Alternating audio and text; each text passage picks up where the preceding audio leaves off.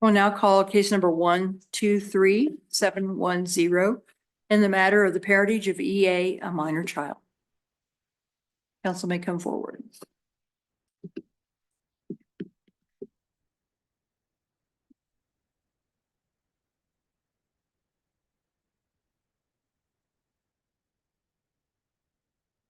Mr. Booth?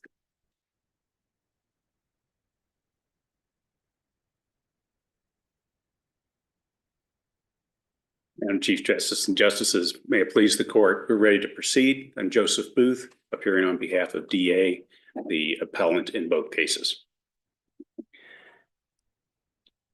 I begin my arguments below in the adoption case by pointing out that there are rubrics that you can review the history of a case, and many times it's under an issue of conflict. This is one of these circumstances in which you have to look at what's going on by the way people behave when they're exhibiting their love. It's a different pathway, not necessarily less vicious, but the issue of intention sometimes rings very differently. And in looking at the parade of horribles that represent what happened below, especially in the adoption case, we have the accusations and concerns raised by the Court of Appeals of fraud on the court. We have the fact that it was done surreptitiously. We have the fact that it was done as the petition as a race to the courthouse. That those are all circumstances that are troubling. Let me push back on that, Mr. Booth. I mean, I started out kind of reading all this, and I got myself animated too. Because that initial pleading states under oath that this boy had been living with the paternal grandmother, when in fact, and that just clearly wasn't true. So that had me animated. But going back and reading the hearing that counsel on the temporary custody orders for the paternal grandmother and her husband, it was very clear that the boy was with the grandfather. So as much as the pleading shouldn't have said what it said, and it was under oath, and I get all that, but really, I don't see how it misled the court, because the court, even though it might have read that, is being told, on the record by counsel, what the real facts are. And so how does that, I don't see that with the same force that I think you've argued it. So where am I wrong? I would quibble when I read it, and the context in which I read it was we'd finally gotten the record on appeal. That was the first time that we were able to see that as a participant in this process. And as I read along, the first thing I was concerned about was, am I sitting here saying that a member of the bar and the opposing party are lying to the court and misleading the court? And I take those kinds of things seriously. I frequently will say, I'll go so far as to say they're wrong, but lying has to represent some level of intent, knowing that simply isn't so, and trying to make it so. When Mr. Hazlitt presented his arguments to the court, they were in a very muddled fashion. If the court had a bias, if you want to call it that, of having read the original petition and the motion for not having this home study, and then listened, the excuses around wanting the temporary orders had a lot to do with the idea that he was an attorney and could come in and see the file. That was a concern. That he's Nicaraguan, right. So he might Nicaragua and all. Yeah, that. So he might abscond with the child. That he might not give the child back. So all of those can be seen as a subset of or portion of the fact that it laid out a story that grandma raised the child. Grandpa is the interloper, and he's trying to use his muscle, so to speak, to start controlling the life of the child over grandma's objections and fear that he may abscond with the child and go to Nicaragua. That's how I read it. And I, in fact, had an opposite visceral experience than what you did, in the sense that I began with the petition and the motion with suspicion, going, this can't be right. How's it going to be rectified? And then, as I wrote in my brief, they sort of doubled down in that hearing to get what they wanted out of that, using the inflammatory language, using what I would call racially motivated kind of conversation there. And, you know, there was no even reasonable assumption that there was going to be a kidnapping. My client's an attorney here in town, businessman, well settled, with property and family. It would have been an immense sacrifice and lunacy for him to attempt to do something like that. So it was an outrageous comment in the first place. We're getting close. I want to bore down a little bit into the Please do. merits. Because this is what's been bugging me. Let's assume he has standing. Let's assume there's a right to appeal. Now we're in the merits. His ticket to participate in the adoption proceeding is because of his accusation about the parentage, right? But the statute on parentage says it's a rebuttable presumption, and it is rebutted when you have a court order that declares who the parents are. And we have the October 2013 order that said who the parents were. You can't get around that, doesn't seem to me. It seems that I think so. Let's get him into the courtroom. Fine, but he's going to lose, right? Because that order is just a brick wall for him to go any further. But is it though? How would it not be? I get what you're saying, and subsection B of that statute says the presumptions, and then the next line, and then a comma, and it says the court order. But every court below has wrestled with the idea of estoppel and other legal principles that somehow bind him by an order that he didn't participate in. He wasn't. Plain language of the statute closes the door on his claim, doesn't it? I think if you read them both in parallel, how do you bind somebody by a court order that they had no participation in? Let me take it. The October 2013 order, parents were declared.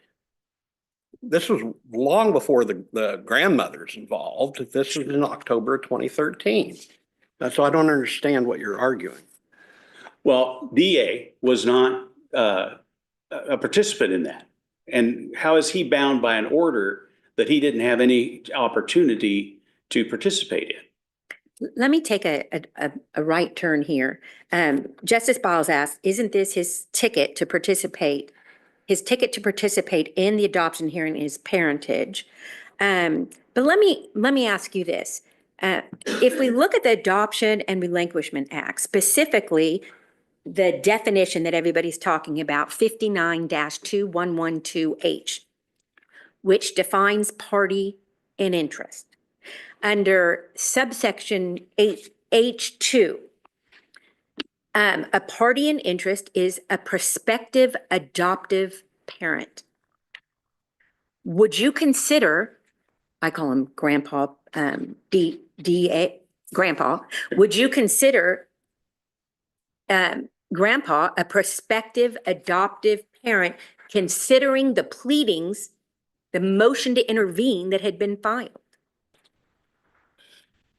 He did not file a petition to adopt. Right, but He is had an that alternative required? request. That's what I wrote in parentheses. Does a prospective adoptive parent, does that require a petition to have been filed? Because in the, as an adoptive parent, I was always considered a prospective adoptive parent. It was under the sync code, which I'll bring up in a minute, but, what is the definition of a prospective adoptive parent? I mean, clearly he considered himself to be an adoptive parent.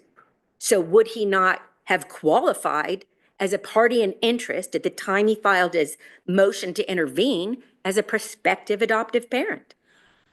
I am not sure, but because I haven't looked at it in so long, but I thought one of the alternatives was to grant an adoption in his request. He wrote that petition before I was involved in the motion to intervene and in the motion. But your point. Well, does he brings- have to even request it? Yeah. I mean, does the court, I want to intervene, okay? And the reason I want to intervene is I've been considered an adoptive father. I mean, one think of it, that's a that solid- one other argument. He also has the parentage argument, okay, under a different statutory scheme. But this is what has been troubling me. And then if he is a prospective adoptive parent and a party in interest, doesn't that trigger his right to the records? And doesn't that trigger the district court having to hear from him at the adoption hearing? The answers would be in the affirmative. Thank you. Yes. Going back to Justice Biles's point, where do we go from here? That would have been one of the potential avenues. I'm reading down the adoption opinion from the Court of Appeals, and one of the things that the Court of Appeals offers is two avenues in which the court would have set aside the petition. The court could just not grant the petition, which puts us in a position of where whatever avenue is left, including the potential of competing adoption petitions, or set it aside under the idea of fraud on the court. And if it was set aside under the idea of fraud on the court, that makes it even more difficult to have a prognosis that grandma would prevail over grandpa under these facts. Grandpa's most difficult fact is from age 7 to 12 now, the roles have been reversed and the child's been raised at grandma's house, but got there inappropriately. Does that help? Before you are out of time and sit down, could you quickly address or articulate your understanding or your best argument for why the Court of Appeals in the parentage action misapplied our precedent? I think that's one of your primary arguments, correct? Yeah. First of all, I don't think MF should have been applied. It was a new rule of law that arose after this action had effectively reached conclusion. It had been found he didn't have standing, and we were litigating the parentage action. MF starts off on a radically different path on notorious recognition than has ever been seen in Kansas beforehand. This idea of time barred because of at the birth.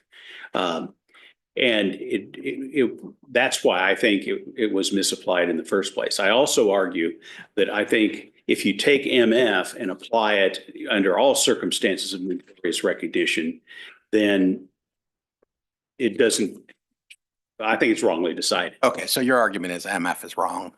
Either it shouldn't have been applied or it's just wrong. That's fair. So what, from your perspective, is your best case in our case law for the parentage action? Is it Frazier? Yes, Frazier and Ross.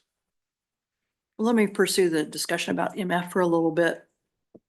There is probably one regrettable in MF, but isn't the overall discussion of MF trying to find a balance of how we apply Troxel and protect the parent who has a voice and make sure that they have a right to speak as to who the other parent is or should be? And the idea was that in that situation where you had that, the facts of that case, that should happen at the time of birth, where there would be a notorious acceptance of parentage at that point in time. I think the most Troxel changes. I mean, to apply Troxel is very fact dependent, isn't it? Depending upon when the various relationships form or disintegrate. Would you agree with that?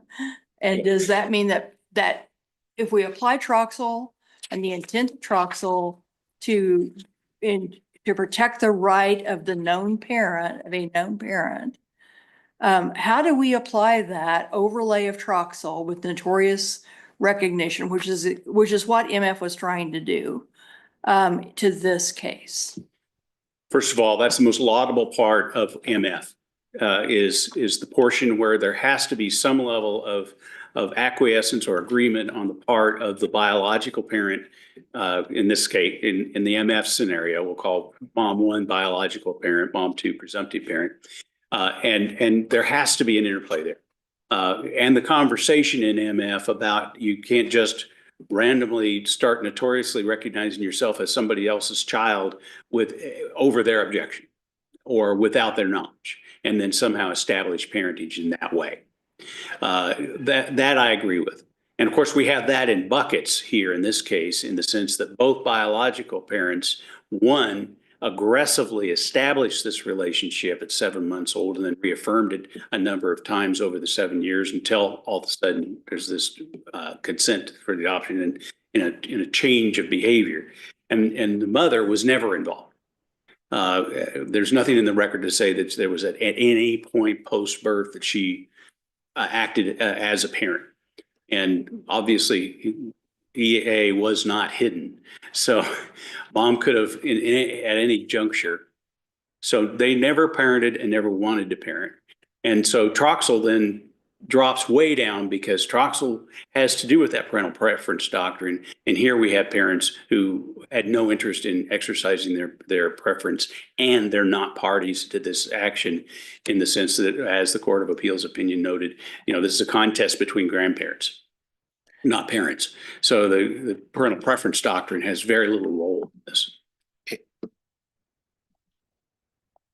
In your view, is I'll call it an agreement between your client and biological parents I think it was at about 7 months old. Is that correct? That was the formal There was some kind of transition point, yes. And there was an agreement of some kind. Yes. That's what I want to ask you about.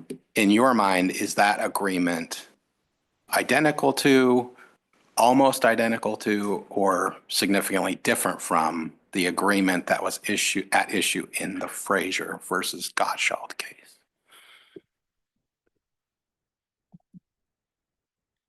Beyond timing, they're strikingly similar. I can't. So if I could follow up on that quickly, and feel free to correct me if I'm wrong, and my colleagues might want to correct me also. My recollection of the agreement in Frazier is that the court essentially treated it as a contractual agreement to share a parental privilege. Would you characterize the agreement in this case the same way? Yes. Okay.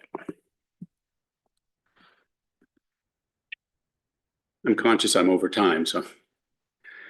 Other questions? Okay, thank you.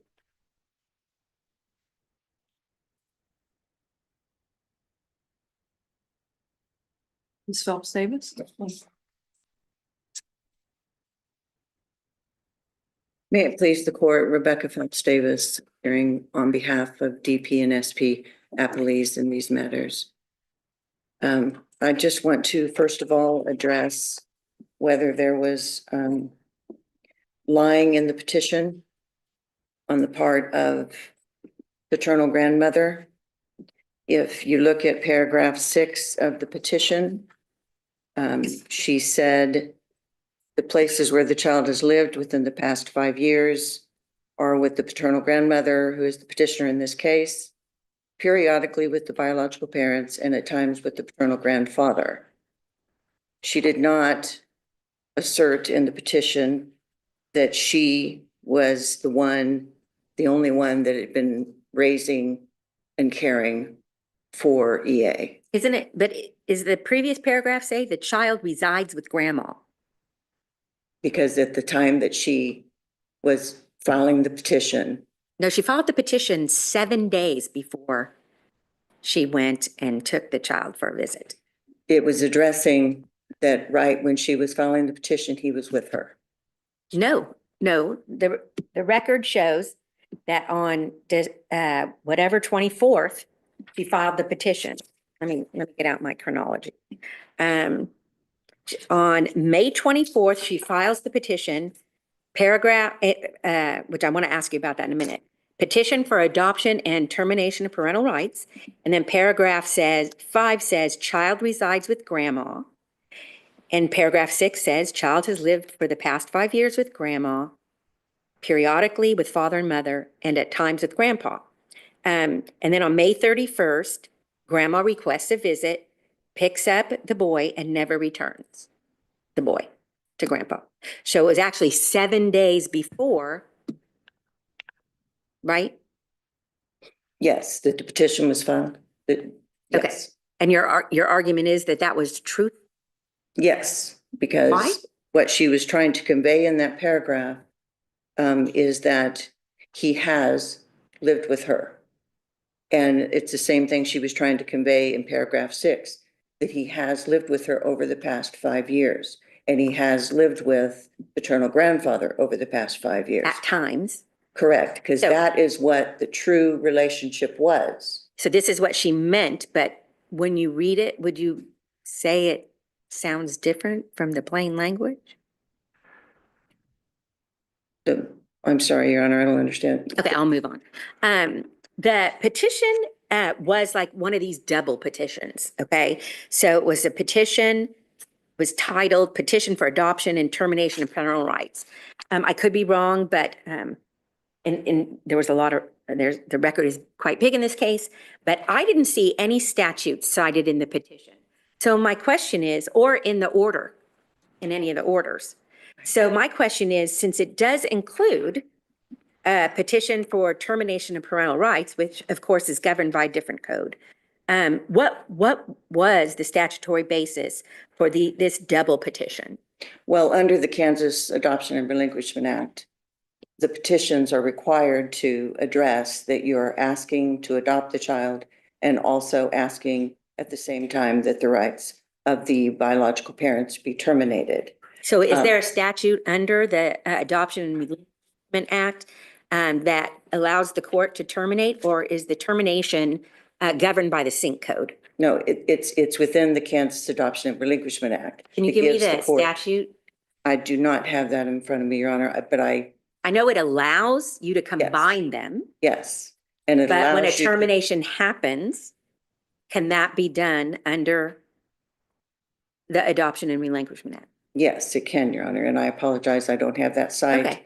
I do And what are have- the grounds for termination in that situation that- under the statutory basis in an adoption? Right. The grounds are that you have to show that the parent, the biological parent has abandoned the child insofar as that there has been no contact of any nature, either financially or physically and emotionally, with the child for the 2 years preceding the filing of the adoption petition.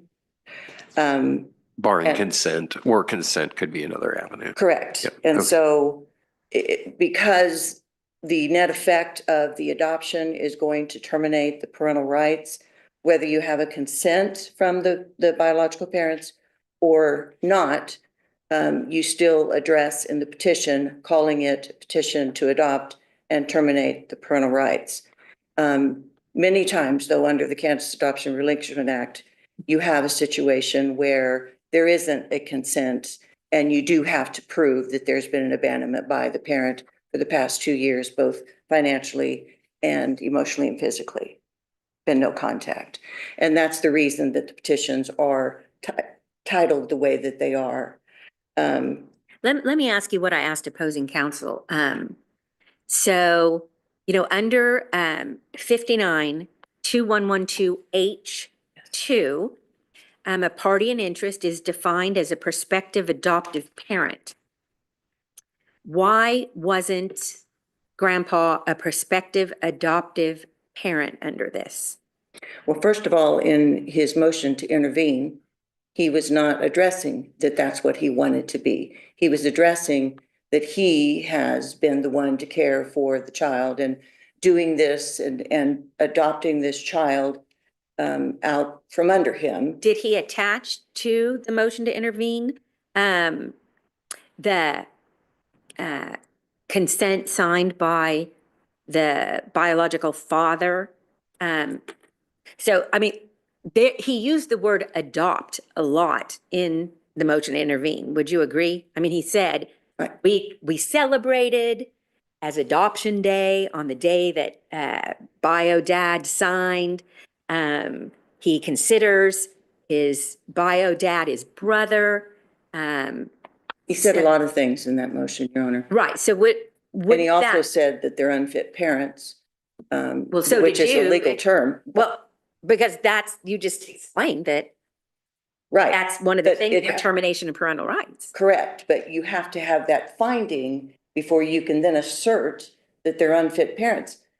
There's got to be a finding by a child in need of care court or in a Kansas Adoption and Relinquishment Act petition. Okay, well, that's kind of getting me off course here. Okay, Why wasn't he to be considered a prospective adoptive parent? because he wasn't asking the court through the motion to intervene to be the adoptive parent.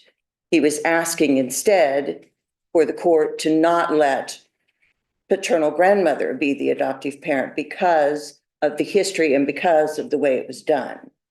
So you're And saying he because- wasn't saying because I want to adopt? Correct.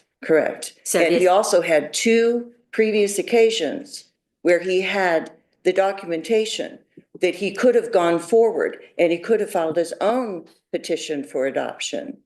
He could have filed a child in Well, need I'm of just care talking case. about the plain language of the statute. So, you get a pleading that says, here's the deal. We're filing a petition to adopt and terminate parental rights. And in there you say, the child resides with me and has lived with me the past 5 years, periodically and at times with other people. And so then you have grandpa files a motion to intervene and you're looking at, does he get to be heard? Does he get to be heard? Right. And 59-21128 says he gets to be heard if he's a party in interest. And a party in interest is defined as a prospective adoptive parent. Would he be considered a prospective adoptive resource parent? I don't believe so, Your Honor. And why not? Because I think because, first of all, he didn't take advantage of that when he had the opportunity. He was not asking to be a prospective adoptive parent. Okay, let's look at Parent. it from a due process point of view.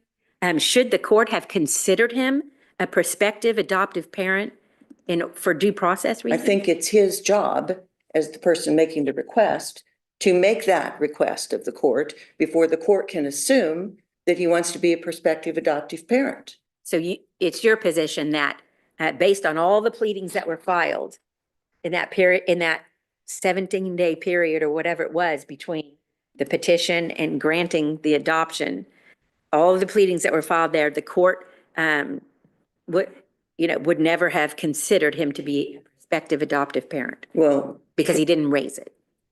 that's what I'm saying, Your Honor, and that's clearly the way the court looked at it. Okay, let's just pretend for a minute that he was considered that. Would you agree that, based on that, the district court would have erred in denying the motion to intervene? If you use that analysis and that because he files a motion to intervene, that he should be considered a prospective adoptive parent, even though he hasn't asked for that Right, I'm and just, hasn't raised it. right. And then in turn, would you agree that he would have gotten all the records, and he would have, and the court would have had to consider all of his testimony and evidence, presented? Well, At the adoption hearing. using that line of reasoning, Okay, Your thank Honor, you. I'm saying, The focus this morning has been on grandmother, grandfather, no real mention of EA. And I appreciate that's what we're here about is their legal interest in continuing their parental relationship. Both sides have that. But what about EA? I just keep going back to that day where the custody changed. He leaves for a grandparent visitation, never to return to the only home he ever knew. How can that happen? Explain to me how that happened. And, you know, I read the Court of Appeals decision on the adoption case. The Yes. facts read like a probable cause affidavit for a kidnapping, not on DA's part, but on grandmother's part. Help me here with all Okay. this. Thank you, Justice. I think if you go back to the petition and what was being asserted by paternal grandmother and her husband when they requested to adopt EA, she was trying to make it clear that she has had a relationship with EA just as much as the paternal grandfather has. This was certainly not a situation where EA did not know his paternal grandmother and her husband. He had just as much time with paternal grandmother and her husband as he had with paternal grandfather and his significant other and their family. It was not they weren't strangers to him. I think that if you Did look at. anybody even mention that to EA, hey, after this visitation, you're not going to see grandfather anymore? Well, I don't think that father. I don't think that that discussion was had with EA because it was never intended that it would be so. Well, That why was a was it so decision. secretive? What's the deal here? What's the motivation here? I don't believe that it was secretive, Your Honor. I think that they just made a decision and Made in a talking, decision.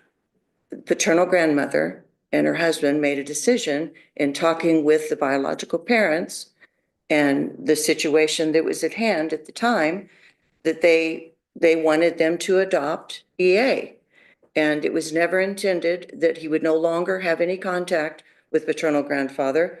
Why, if you go with the scenario that paternal grandfather has asserted over and over again in these matters, and that is that there was no contact with anybody but paternal grandfather and his family, why, when there was a request, which paternal grandfather has said that there was a request all of a sudden by paternal grandmother and her husband to be able to see the child, why would he let them?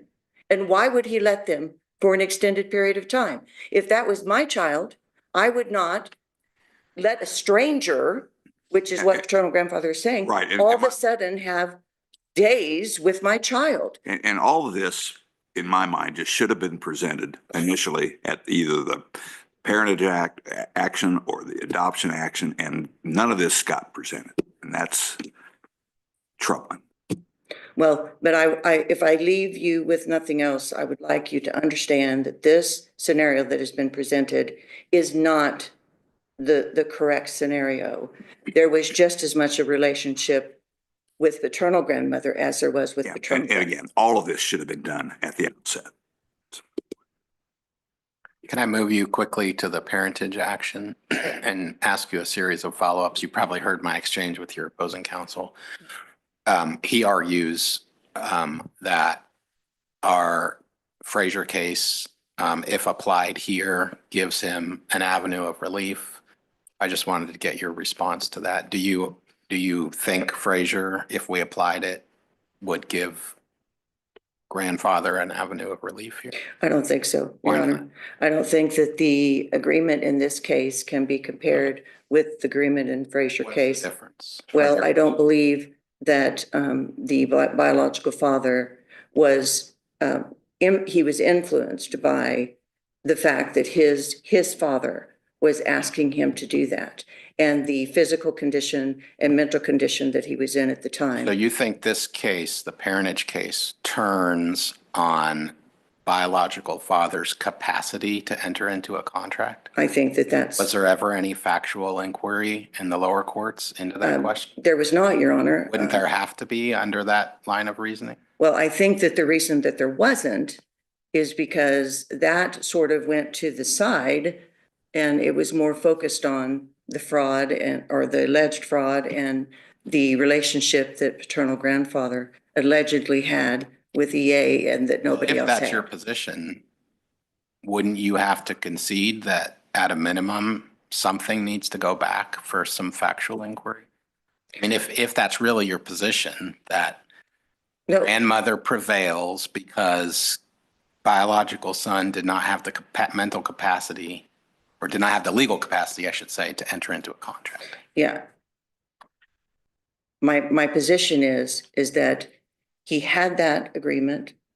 And if he wanted to do something with that agreement, as well as the consent, he could have taken the steps. He did not. What steps are you talking He about? could have filed for adoption once he had the consent. He could have filed for adoption once he had the other How is that agreement. different from Frazier? I mean, Frazier, they didn't do anything with the agreement either until there was a dispute. How is that any different from what Well, happened here? Then the difference between this case and that case is the conditions under which father signed the And consent. can you explain what those were that make it different from Frazier? Well, I think the record has. Or you're back to lack of legal capacity? Yeah, the record has made it, it's been put in the record that the reason that the parents were not able to care for the children is because of their drug use. Can you articulate any other factual difference between the agreement in this case and the agreement in Frazier, aside from the purported lack of legal capacity?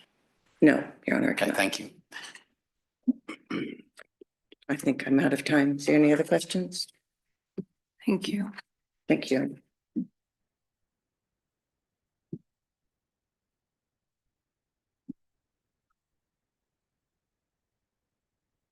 Thank you. Mr. Booth, explain to me how your client can be the adoptive father when there's no consent for adoption from the mother.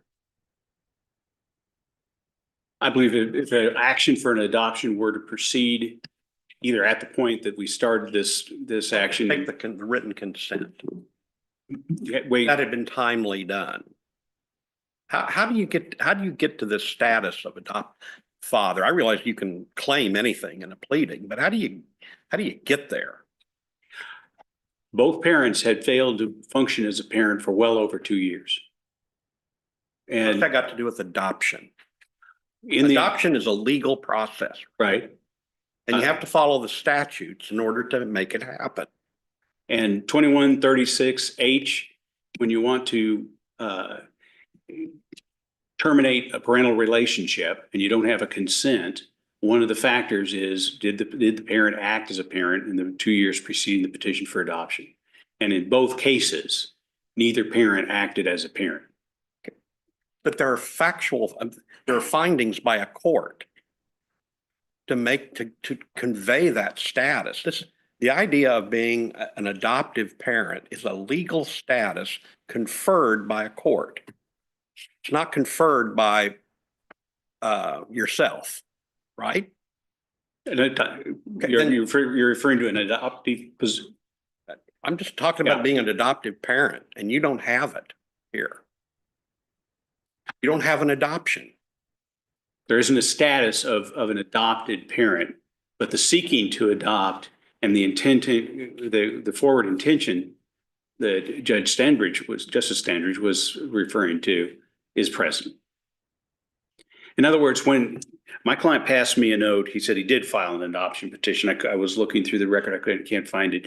But even then, the alternative pleadings were for him to be considered a parent, a seeking to be a parent. I understand the any parentage avenue. stuff. I'm trying to focus on the status of this claimed status of being an adoptive father. And to have an adoption, you got to go to court and get a court order. And you don't have a court order here. I don't think in the record he's claiming a status of having adopted EA. Well, this is the point Justice Standridge was making in the very first pleading. I've got it in front of me. Okay. The very first thing he files in Shawnee County Court to set aside the temporary custody order says he is the adoptive father Okay. of EJE. If you want to talk about deceptions on the court, I don't know what that animal is, an adoptive father, if you don't have a court order. That's my problem here. Well, let me clarify what I meant when I was talking about it. It's a prospective adoptive parent for purposes of intervening. My point was that because he put in there about the adoption, that the court should have considered him a prospective adoptive resource, because doing that makes him a party in interest. Not that he was the adoptive parent, but the fact that he's referencing that jumped out as a judge and says, oh, we have two prospective adoptive parents here. One who has filed a petition, and then the other one who thinks he is an adoptive parent or wants to adopt, that would qualify him as a party in interest to intervene. So I'll just clarify that. And I'm still trying to focus on the representation to the court here, which says he is the adoptive father of EJE. That's what he said. That's the first line in the first pleading that he files in this adoption case. And that isn't a thing without a court order. He might want to do a whole lot of things, and that might get him into the courthouse. I don't have a problem with that. I'm just saying this isn't a thing that gets recognized until you go through the full court process, right? Right. Okay. There's no common law adoption. Okay.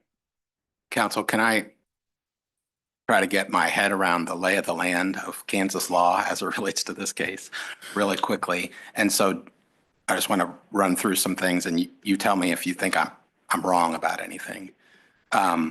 Currently in Kansas, we have biological parents, we have adoptive parents, and we have this creature called de facto parents. Or is there any other category of parents? We have the legal fiction list. Well, that's what I would call de facto parents. Okay. And we also have presumptions of paternity, maybe presumptions of maternity. We have best interests of the child. We have adoption proceedings. And we also have this case law, this creature of case law where a parental privilege can be shared by contract. Would you agree with those sort of pathways to parentage in Kansas law? Yes. So I guess my question is, and in this case, we have at least 5 possible parents. We have 2 biological parents, grandfather, grandmother, grandmother's spouse. Are there any other persons involved? No. So given all that, my question is there anything in Kansas law which prevents a child from having more than 2 parents? No. Okay. My follow-up was going to be to ask you to point out where in Kansas law, but you sidestepped that by just saying no. Thank you. It comes down to what the case law is wrestling with, in my mind, is the difference between parent as a noun and parent as a verb. And Justice Rosen's question is exactly the point. I was building up to how did that little boy feel the day that he went to visit grandma and found out he was never going to return. And in my brief, I asked questions along the lines of what in the world was this kid told? And did he struggle with no longer being worthy of his whole family? It was a family unit. It wasn't just DA. And then you wind up burn the clock for 7 years, and you wind up with the child's perspective. And are we going to recognize and are we going to make the child's perspective and life experience in these unusual, exceptional circumstances that a child grows up under the firm belief, this is mommy, this is daddy, these are my sisters. And when my father comes around and visits, I say, hello, brother. That was his world all the way well into 7 years old. That's the map. That's the attachment bond. And that's what gets torn, and real damage, if you read the amicus briefs, is wreaked upon this child when you do that sort of thing. And for the court not to have the opportunity to have wrestled with that goes back to the question of why did grandma file what she did in such a convoluted fashion, leading the court to believe that she had a parent-like relationship when she didn't, relying on her role as an employee of the court system as part of the things that made her laudable to adopt, and that there didn't need to be a home study, et cetera. She laid those out because of the insecurities that are found in the fact that this child thought grandma was grandma and that grandpa was dad. And that was his world. Is there anything in the record that shows whether or not grandpa has had any contact with the child in the last 7 years? I mean, I'm sorry? Well, I would ask, has EA had any contact with grandpa in the last 7 years? But if it's not in the record, I don't want to know.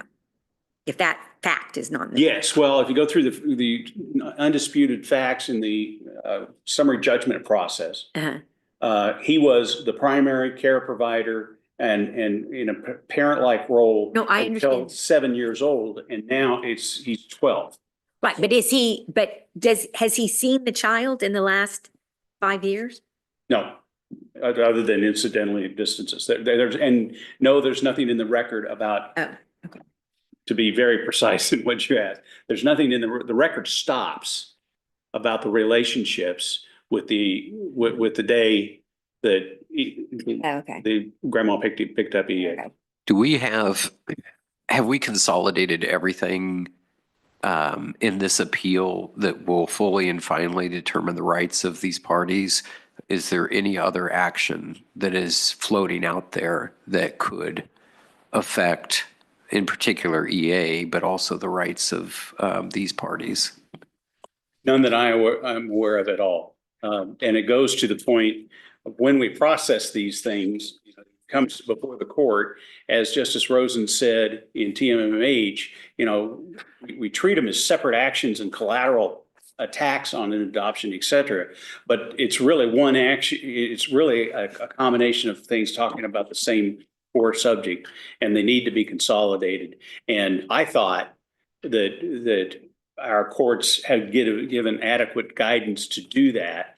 But we still wound up in separate tracks in this case. Well, the habeas corpus case died at the district court level, right? Okay. So I'm getting back to Justice Wall's question.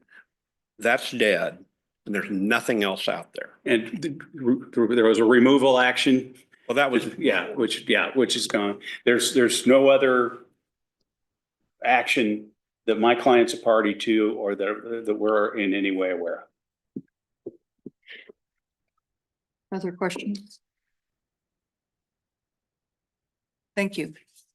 Thank you to both counsel. I will mention, I failed to, as Justice Wilson left, to mention that for those who didn't receive the formal notice from the court, that Justice Wilson did recuse from this case, which means she will not be participating in the decision making.